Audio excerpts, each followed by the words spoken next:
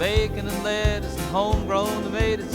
Up in the morning and out in the garden, get your ripe ones, don't get a hard. Everybody, Polo Shammer here.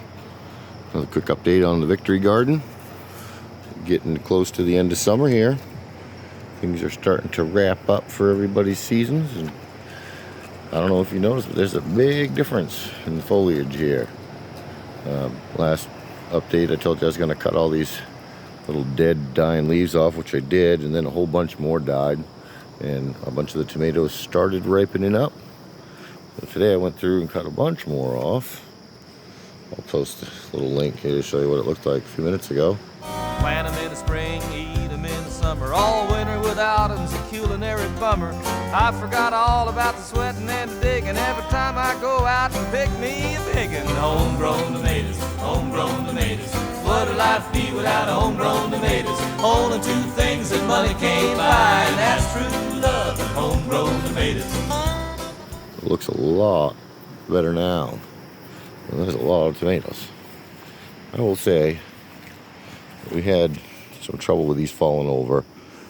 We had a fair number of kind of ugly tomatoes with damage to them, but I still think they'll be fine.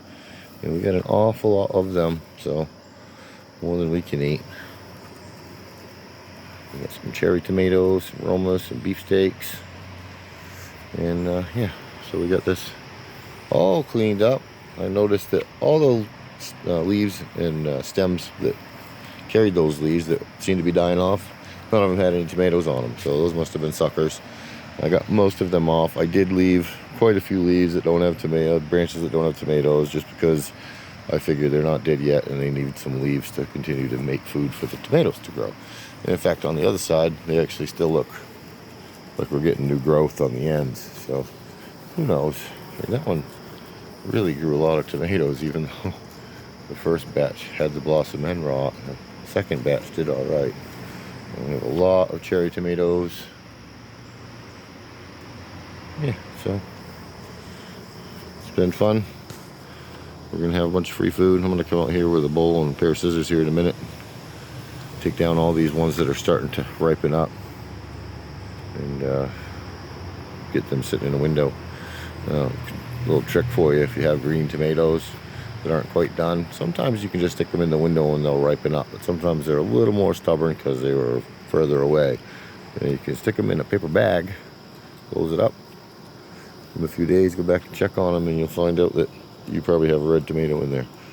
So I cut one cucumber off earlier this week, and the second one has gotten huge, so we're going to chop that off before it gets yellow on the end.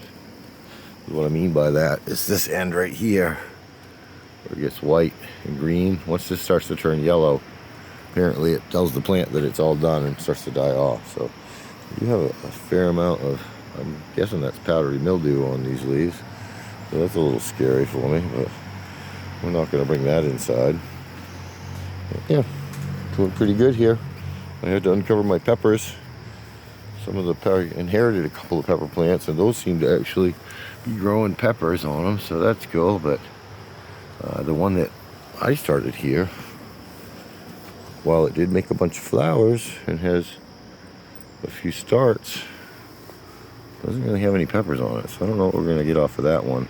I'm wondering if it didn't get pollinated because I wrapped it up. So I unwrapped it, see what happens.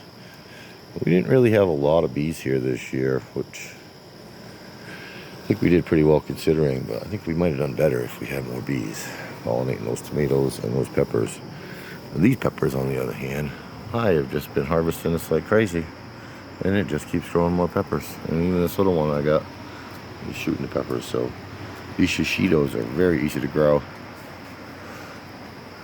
and they produce real well. Well, that's the garden update.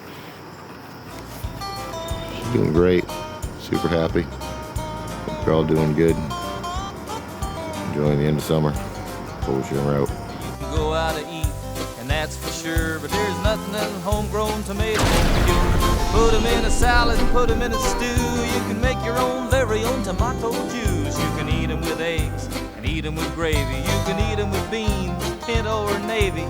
Put them on the side, put them in the middle. A homegrown tomato on a hot cake griddle. Homegrown tomatoes. homegrown tomatoes. What'd life be without homegrown tomatoes? There's only two things that money can't buy, and that's true love and homegrown tomatoes.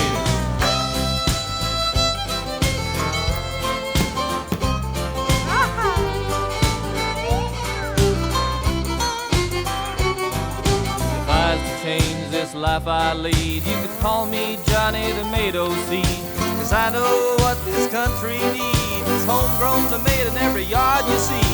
When I die, don't bury me in a box in a cold dark cemetery.